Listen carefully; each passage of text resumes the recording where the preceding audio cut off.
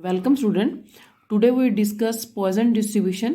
First of all हम ये discuss कर लेते हैं कि हम पॉइजन डिस्ट्रीब्यूशन किस केस में यूज़ करते हैं और कहाँ यूज़ किया जाता है। तो हम क्या करते हैं, इन अ बाइनोमियल डिस्ट्रीब्यूशन, अगर मेरे पास कोई बाइनोमियल डिस्ट्रीब्यूशन का केस है, if n is very large, अगर हमारा n जो है बहुत बड़ा हो and p is very small, अगर p बहुत छोटा हो, then we will use Poisson distribution. मतलब हमारे पास बाइनोमियल की कोई भी कंडीशन है, यानी कि जहां पर हमारे पास, मैंने आपको बताया था बाइनोमियल में क्या होता है कि हमारे पास इंडिपेंडेंट ट्रायल्स होते हैं, वहां पर पी जो है सक्सेस के लिए यूज किया जाता है और क्यू जो है वो फेलियर के लिए यूज किया जाता है।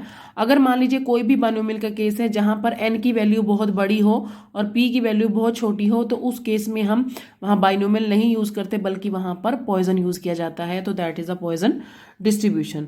और इसमें हमारे पास क्या रहता है, if we assume n tends to infinity and p tends to zero, अगर हम ये कंडीशन लेते हैं, देन np, जो np है वो क्या होना चाहिए, इज इक्वल टू फाइनाइट। देखिए n हमारे पास है टोटल नंबर ऑफ टर्म्स, ये टेंस किसकी तरफ करनी चाहिए, फाइनाइट की तरफ, और p क्या है, टेंस टू जीरो हो, तो np यानी मैं इसको मल्टीप्लाई करूँ तो क्या आनी चाहिए, हमारी फाइनाइट वैल्यू आनी चाहिए। और np को हम क्या कहते हैं, से लैम्डा, यानी लैम्डा हमारा पॉइजन डिस्ट्रीब्यूशन में कैसे निकाला जाता है, np यानी कि number of terms into probability को मल्टीप्लाई करके क्या निकाला जाता है, लैम्डा निकाला जाता है। और हेंस हम ये कह सकते हैं, इसको डिफाइन कैसे करते हैं पॉइजन डिस्ट्रीब्यूशन को,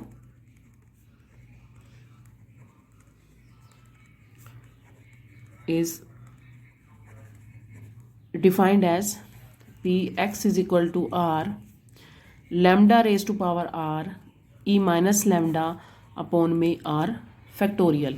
यानी कि यहाँ पर जो लैम्डा हो गया दैट इज एन पी, यानी कि हमारे पास number of term into probability, और ये यहाँ पर भी पावर में आ जाएगा और अपॉन में आर फैक्टोरियल, जहाँ पर आर की जो वैल्यू होगी वो कहाँ लाई करेगी, अप टू एन तक के बीच में।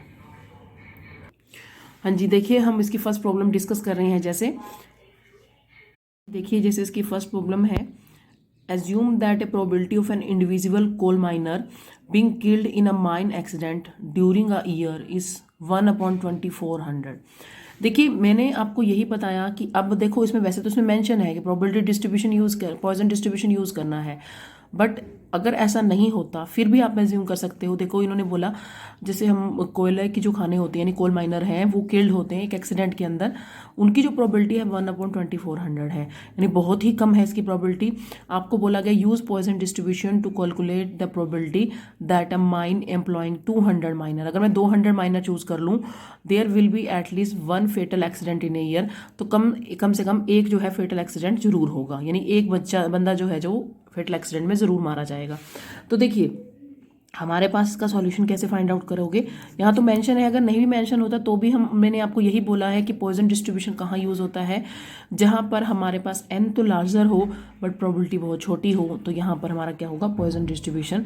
तो हियर p हमारे पास क्या है 1/2400 और हमारे पास n क्या है 200, तो यहाँ से हम लैम्डा निकाल सकते हैं, that is N P. N हमारे पास है 200 और p हमारे पास है 1/2400, तो दैट इज 1/12 मीन्स 0.83। अब हमें क्या निकालना है, प्रोबेबिलिटी निकालनी है, एट लीस्ट कम से कम एक, उससे ज़्यादा भी हो सकते हैं। तो हम क्या करते हैं, हम एक्स जर्नल मैंने इसका पहले मैं फॉर्मूला लिख देती हूँ, X is equal to R के लिए, तो हमारा होता है lambda R E minus lambda upon में आर फैक्टोरियल, तो 0 है 0.83 रेज टू पावर आर, यहाँ ई की पावर में भी आएगा 0.083 अपॉन में 0. या मैंने लैम्डा की वैल्यू पुट की ना, हाँ जी, यहाँ पर क्या आ जाएगा, आर फैक्टोरियल। तो मैंने जस्ट क्या किया है, इसके अंदर जो है अपने किसकी वैल्यू पुट कर दी है, लैम्डा की वैल्यू पुट कर दी है।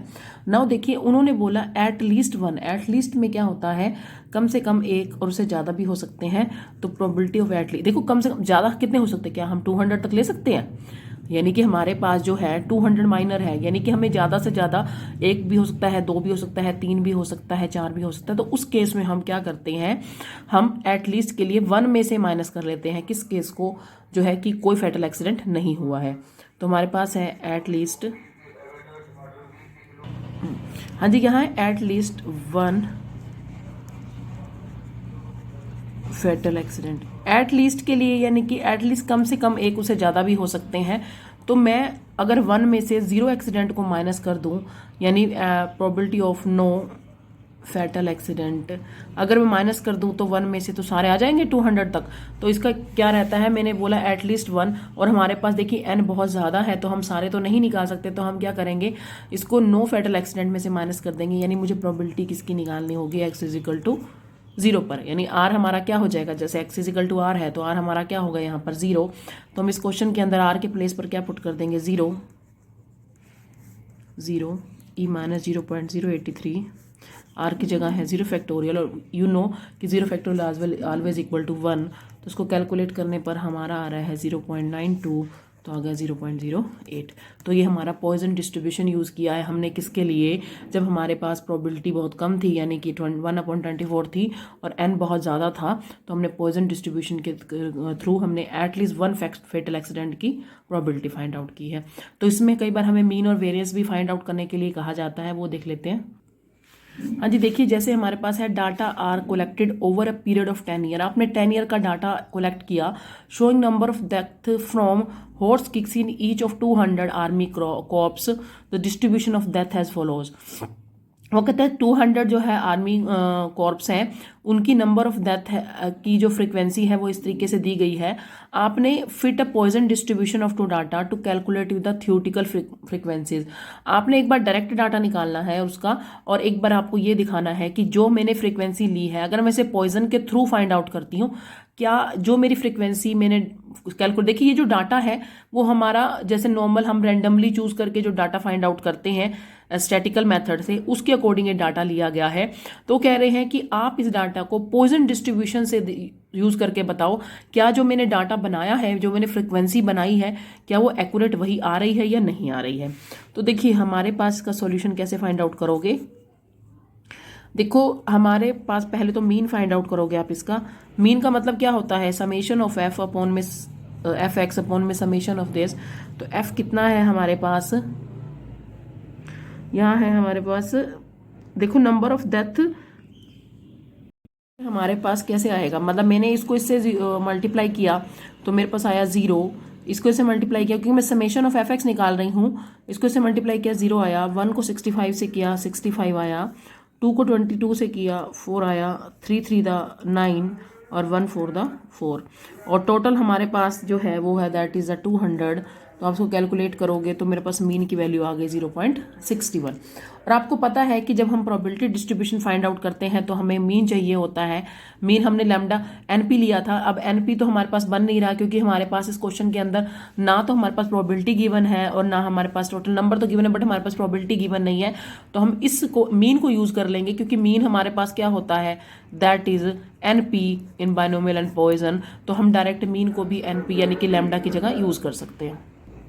तो देखिए हम इसके लिए अगर मैं प्रोबेबिलिटी डिस्ट्रीब्यूशन का फार्मूला अप्लाई करती हूँ, सॉरी पॉइजन डिस्ट्रीब्यूशन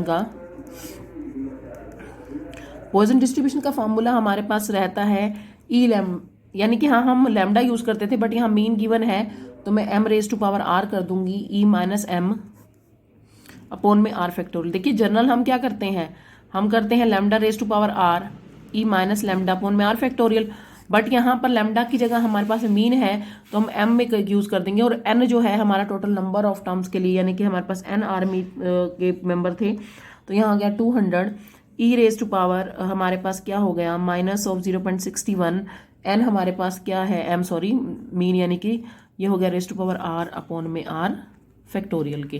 तो मैंने क्या किया, सिर्फ पॉइजन डिस्ट्रीब्यूशन का फॉर्मूला ही अप्लाई किया है। नाउ अब उन्होंने जो बात की, तो देखो पॉइजन तक तो मेरा हो गया। अब उन्होंने कहा है कि क्या मैंने जो डाटा बताया है, क्या वो डाटा और जो मेरा मतलब पॉइजन डिस्ट्रीब्यूशन से डाटा निकलता है, क्या वो एक्यूरेट सेम है या नहीं, यार कितना फर्क है इसके अंदर। तो देखिए मेरे पास तो था आर, मेरे पास है 0 1 2 3 एंड 4, और पी आर, मतलब मैं अगर पी आर निकालती हूँ इसका, तो पी आर कैसे आ जाएगा, देखिए मैं ना इसको कैलकुलेट कर लेती हूँ। जैसे मेरे पास आएगा, मैं ई की पावर फाइंड आउट कर लूँगी और 200 से उसको मल्टीप्लाई कर दूंगी, तो मेरे पास आ रहा है 108.7 into 0.61 raise to power R upon में आर फैक्टोरियल। मैंने ऐसा इसलिए किया क्योंकि अब मैं आर पर 0 1 2 3 4 की वैल्यू फाइंड आउट करूंगी। अब देखिए 108.7, मैंने फर्स्ट पॉइंट में मैंने क्या लेना है, आर के प्लेस पे 0 फैक्टोरियल लेना है, तो मेरे पास जो वैल्यू आ रही है दैट इज आ रही है 109। मैं इसको कैलकुलेट करती हूँ। तो नेक्स्ट में मैंने क्या लेना है, यहाँ पर इस आर के प्लेस पर क्या लूँगी मैं, 1 लूँगी अपॉन में 1 फैक्टोरियल, तो मेरे पास आ रहा है 66। नेक्स्ट में हमारे पास आर कितना था 2, तो 108.207, यहाँ पर कितना लूँगी 2 अपॉन में 2 factorial. After calculating this we get 20। फिर नेक्स्ट स्टेप के लिए आर इज इक्वल टू कितना लेना है 3 रेज टू पावर 3 फैक्टोरियल, तो हमारे पास आएगा 4। नेक्स्ट स्टेप में है 108.7 अपॉन में 4 इंटू 4 फैक्टोरियल, तो हमारे पास आ रहा है 1। अगर मैं इसका टोटल करती हूँ तो कितना आता है 200। तो देखिए हमारा जो डाटा गिवन था उसमें इसको टैली कीजिए, यहाँ 109 है, 0 के लिए यहाँ 109 है, बट यहाँ पर कितना है 65, और हमारा डाटा पॉइजन डिस्ट्रीब्यूशन के अकॉर्डिंग कितना आ रहा है 66। यहाँ 22 और यहाँ 20, यहाँ 3 और यहाँ 4 और यहाँ 1 और यहाँ 1, तो मतलब थोड़ा डिफरेंस आ रहा है। बस हमने यही बताया हुआ है कि जो data are collected by the period of 10 year, मैंने 10 ईयर में जो डाटा कलेक्ट किया तो पॉइजन डिस्ट्रीब्यूशन से दिखाइए क्या वो डाटा जो है, थ्योरेटिकली डाटा जो है वो फ्रीक्वेंसीज हमने कैलकुलेट करनी है, क्या वो फिट बैठती हैं पॉइजन डिस्ट्रीब्यूशन के अकॉर्डिंग, तो यही हमने इसमें बताना था। हाँ जी, अब हम बात करते हैं नॉर्मल डिस्ट्रीब्यूशन की। तो देखिए ये हमारा लास्ट टॉपिक है इस यूनिट का, पॉइजन एंड नॉर्मल लास्ट ही था। तो आपके पास देखिए नॉर्मल डिस्ट्रीब्यूशन क्या होता है, जो हमारी डे टू डे लाइफ होती है उसके अंदर हम इसी चीज़ का यूज़ करते हैं। जैसे कई बार क्या होता है, अगर हमारे पास किसी चीज़ का रेट जो है पहले वो इतना 2 रुपीज़ के हिसाब से मिल रहा है या 10 रुपीज़ के हिसाब से मिल रहा है, वो इंक्रीज़ हो जाता है, तो एक ग्राफ आ जाता है हमारे पास, वही हमारा नॉर्मल डिस्ट्रीब्यूशन होता है। तो हमारी डेली लाइफ में भी हम इसे यूज़ करते हैं। तो इसमें रहता क्या है कि the normal distribution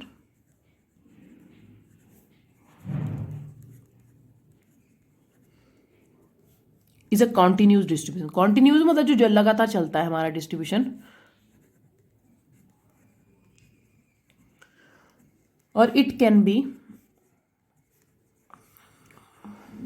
derived from, इसे कहाँ से ड्राइव किया जाता है, हम बाइनोमियल से ड्राइव करते हैं। बीडी मतलब binomial distribution in limiting case. Limiting मतलब हमारे पास क्या है, कुछ केसेस में ही हम इसे यूज करते हैं। व्हेन हमारे पास एन क्या होगा, हमारे पास एन क्या होगा, नंबर ऑफ ट्रायल्स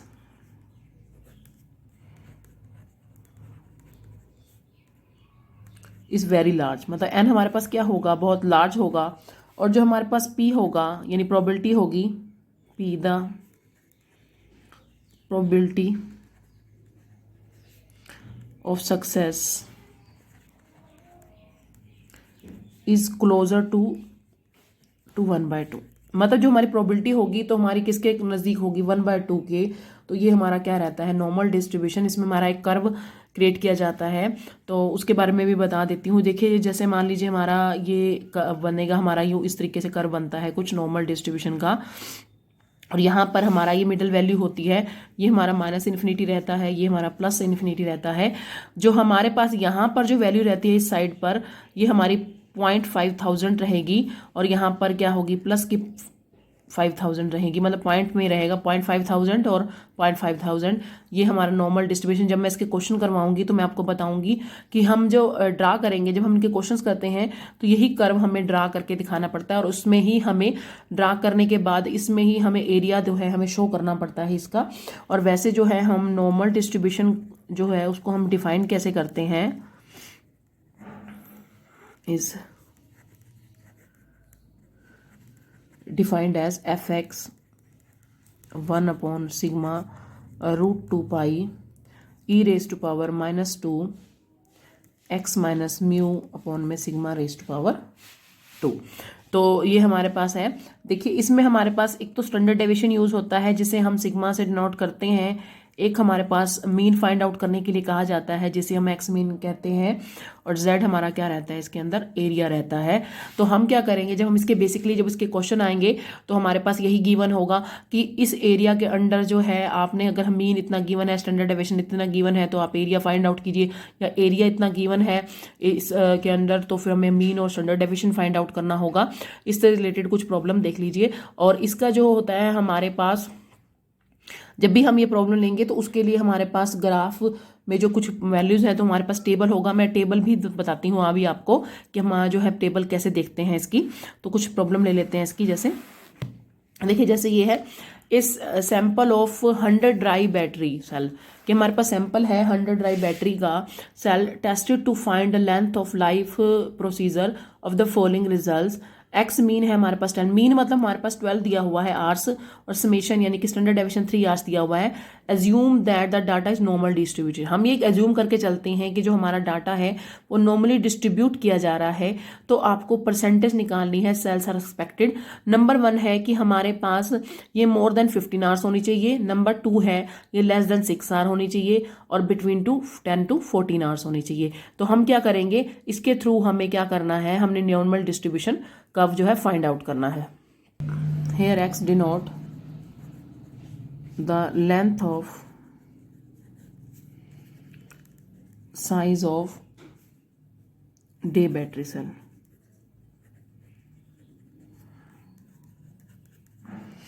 तो हमारे पास जेड होता है X minus X mean upon में सिग्मा।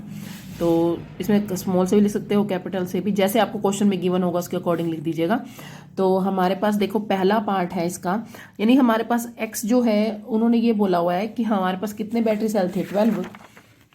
एक्स मीन हमारे पास कितना गिवन है, 12, और सिग्मा कितना गिवन है, 3 आवर्स।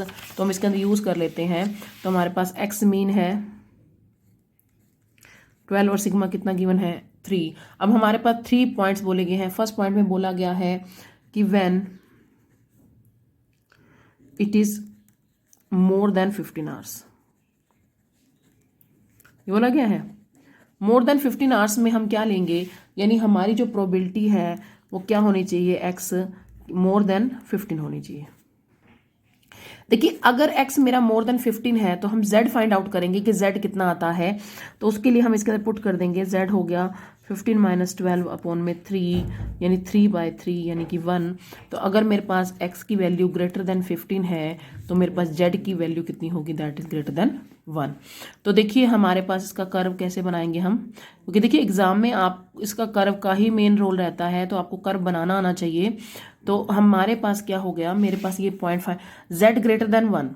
तो देखिए z ग्रेटर देन 1 में यहाँ मान लीजिए मैं यहाँ 0 ले रही हूँ, यहाँ 1 ले रही हूँ, तो z ग्रेटर देन 1 कि z की जो वैल्यू है ग्रेटर देन 1 होगा, यही आएगी ना। z ग्रेटर देन 1 है तो आप इसकी वैल्यू कैसे फाइंड आउट करोगे, ये देखो।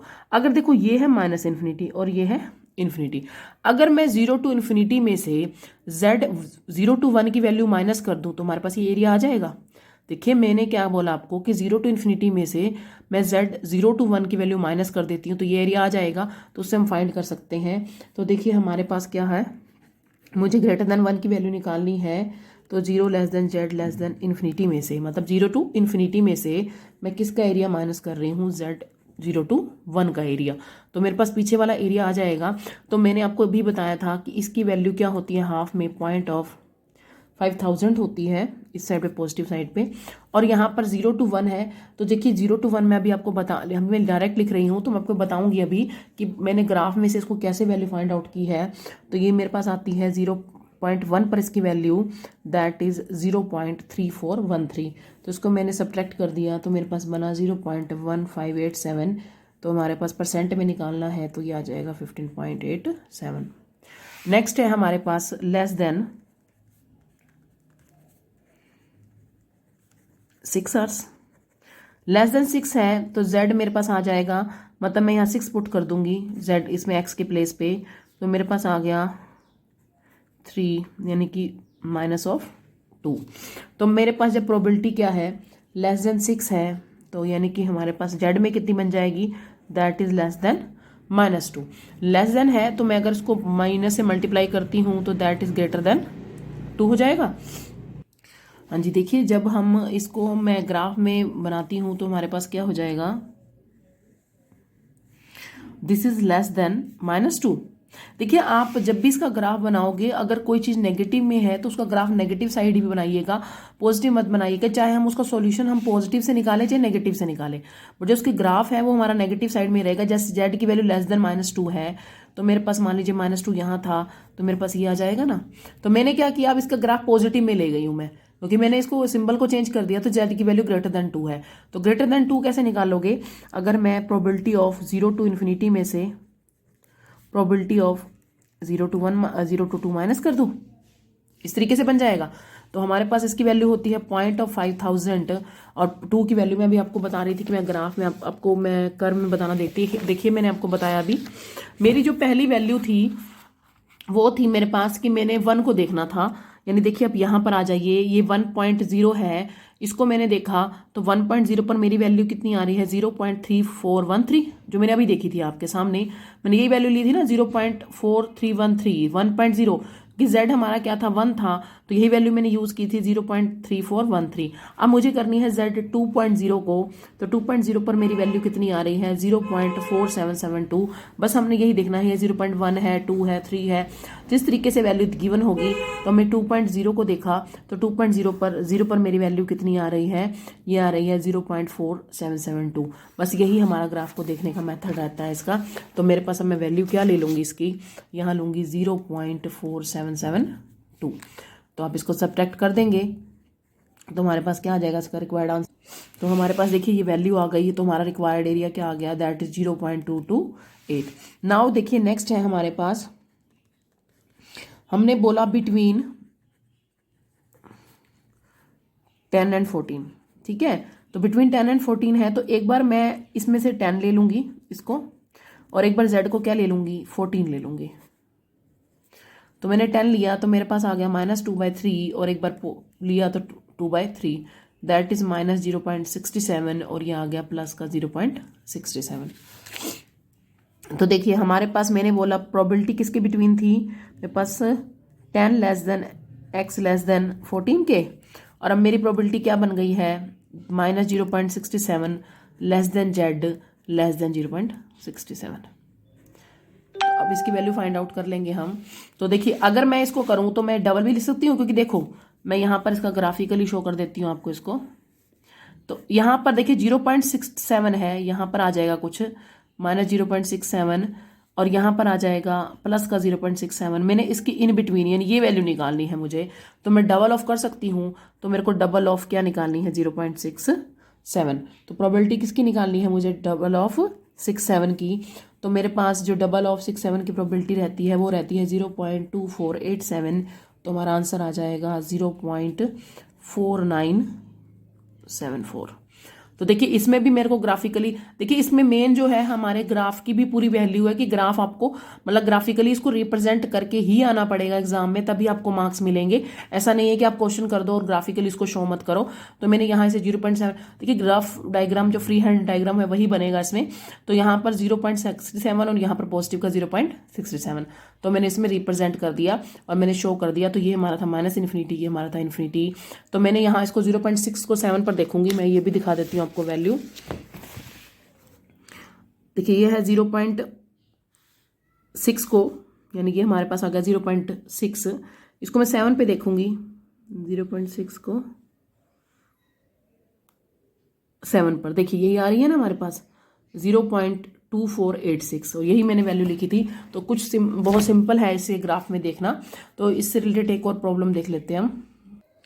हाँ जी, देखिए जैसे इसमें है, in a normal distribution curve 31% of item, इसमें क्या है, कर्व ऑलरेडी गिवन है हमारे पास। उन्होंने बोला है 31% ऑफ आइटम आर अंडर 45। यहाँ ले लेते हैं थोड़ा सा इसको। हमारे पास 31 जो आइटम है वो किसके हैं, under x is equal to 35 के। हमारे पास कितनी आइटम है, 31% है। और अगर मैं लेती हूँ 41% है हमारे पास, x में 45 ले रही हूँ, तो हमारे पास वो किसके हैं, x मेरे पास 64 आएगा ना, अंडर 45, यहाँ 45 है, यहाँ पे लिखा 31% आइटम किसके अंडर है, 45 के, और 8% आइटम किसके हैं अंडर है, ये 8% किसके अंडर है, 64 के। I again repeated, a normal distribution 31% item किसके अंडर है, 45 के। मैंने यहाँ बाय मिस्टेक लिख दिया था, यहाँ 45 आएगा कि 45 आइटम किसके अंडर है, 31% के, और 8% आइटम किसके अंडर है, वो 64 के अंडर है। आपको मीन निकालना है, स्टैंडर्ड डेविएशन फाइंड आउट करना है। तो देखिए हमारे पास ये तो हो गया 31% और ये हो गया 8%, और ये तो हो गया हमारा एरिया जो कवर हो चुका है।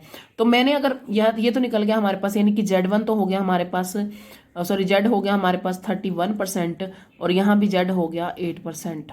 ठीक है, मुझे लेकिन क्या निकालना है, ये वाला एरिया निकालना है। तो मैं लिखूंगी एरिया अंडर 45 कितना है, 31%, दैट इज 0.031। ये आ जाएगा 0.31% है ना, 0.31 बनेगा। हाँ जी, 0.31%, मतलब 31% था, दैट इज 0.31 हो गया। नाउ अब हम देखिए हमें ये एरिया निकालना है। तो मैंने आपको क्या बताया था, मेरे पास 5000 टोटल एरिया होता है। तो Z1 कैसे निकालोगे, 0.5000 में से हम क्या माइनस करेंगे, 0.31। तो हमारे पास क्या आ जाएगा, 0.19। मतलब ये एरिया कितना है, 0.19 है। अब मैं बता रही हूँ एरिया अंडर 64 इतना कितना है, 8% है, यानी कि 0.08। ये आ गया। मेरे को Z2 निकालना है, मतलब ये वाला एरिया भी कितना था, पॉइंट का 5000, और इसमें से मैंने 0.08 माइनस किया, तो मेरे पास आ गया 0.42। मतलब मेरा बीच का जो स्पेयर एरिया था वो ये बच गया। ये तो कवर हो चुका है ना एरिया, मेरे पास ये एरिया बचा। अब मैंने क्या करना है, इन दोनों एरिया का यूज करके हमने स्टैंडर्ड डेविएशन में मीन फाइंड आउट करना है। तो देखिए मेरे पास Z हो जाएगा x minus X mean upon में सिग्मा, और Z2 हो जाएगा x minus X mean upon में सिग्मा। तो देखिए ना, तो मेरे पास Z1 कितना है, अब हमारे पास ये आ गया इतना, तो इसने एरिया कवर किया। अब देखो आप ये देखो कि 0.19 है किस एरिया को, यानी कि 0.19 अगर मैं करती हूँ तो कितना एरिया आता है अकॉर्डिंग टू नॉर्मल डिस्ट्रीब्यूशन के। तो ये देखिए इसमें हम क्या देखते हैं, इसमें भी हमारा कर्व ही देखा जाता है, लेकिन बिना टेबल के ये आंसर नहीं निकलेगा। अब आप ये देखो कि हमारे पास अगर मैं बात करती हूँ नॉर्मल डिस्ट्रीब्यूशन कर्व की, तो मेरे पास मैंने बताया आपको 0.19 ऐसा एरिया जो कवर नहीं हुआ है। तो 0.19 यहाँ से स्टार्ट होता है, देखिए यहाँ पर 18 से आ रहा है, तो 0.19 कहाँ से स्टार्ट हो रहा है, दैट इज 0.5 से। तो मतलब 0.5 को अगर मैं 0 पर चेक करूँ तो 19 मेरा स्टार्ट होता है, मीन्स मेरा जो एरिया आएगा यानी Z आएगा वो इसका क्या बनेगा, ये बनेगा मेरे पास, दैट इज अगर मैं Z1 का एरिया निकालना चाहती हूँ तो मेरे पास बनेगा माइनस का 0.5, क्योंकि ये नेगेटिव साइड का एरिया। ये हो गया x, और मीन मुझे फाइंड आउट करना है।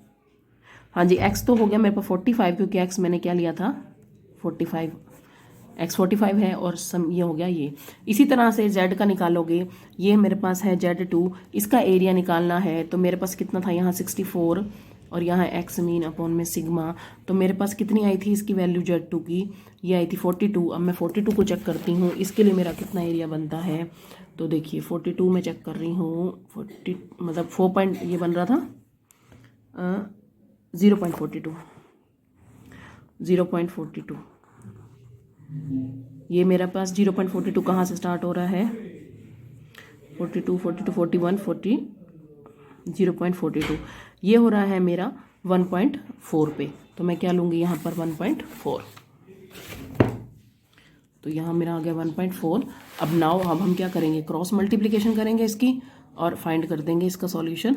ये हो गया sigma is equal to 45 minus X mean, तो ये हो जाएगा minus 0.5 sigma minus 45 minus X mean is equal to 0। तो मैं इसको माइनस करती हूँ, sigma minus X mean is equal to 45, ये इक्वेशन 1 बन गई। इसी तरीके से 1.4 सिग्मा, ये माइनस यहाँ पर आकर किसका हो जाएगा, प्लस का इज इक्वल टू 64। तो ये हमारे पास सेकंड इक्वेशन बन जाएगी। आप इसे एलिमिनेशन मेथड से सिग्मा में और मीन में फाइंड, मतलब सिग्मा और एक्स मीन के अंदर फाइंड आउट कर लीजिएगा। तो हमारे पास जैसे मैं इसको सॉल्यूशन को करूँगी तो मेरे पास सिग्मा की जो वैल्यू होगी दैट इज़ 10, और एक्स मीन की जो मेरे पास वैल्यू होगी दैट इज़ 50। तो ये हमारा रिक्वायर्ड रीज़न है। इसमें हमारा उल्टा था सिस्टम कि हमें जो है मीन और जो स्टैंडर्ड डेविएशन फाइंड करना था। पिछले क्वेश्चन में हमारे पास गिवन था, इसमें हमें फाइंड आउट करना था, और उन दोनों किसकी हेल्प से, एरिया की हेल्प से, जब हमें गिवन रीज़न दे रखा था। इसमें रीज़न गिवन है और हमें एरिया फाइंड आउट करके ये वैल्यू निकालनी थी, लेकिन उस पिछले क्वेश्चन में क्या था, हमें एरिया ऑलरेडी गिवन था और हमें क्या करना था, मीन वगैरह फाइंड आउट करना था।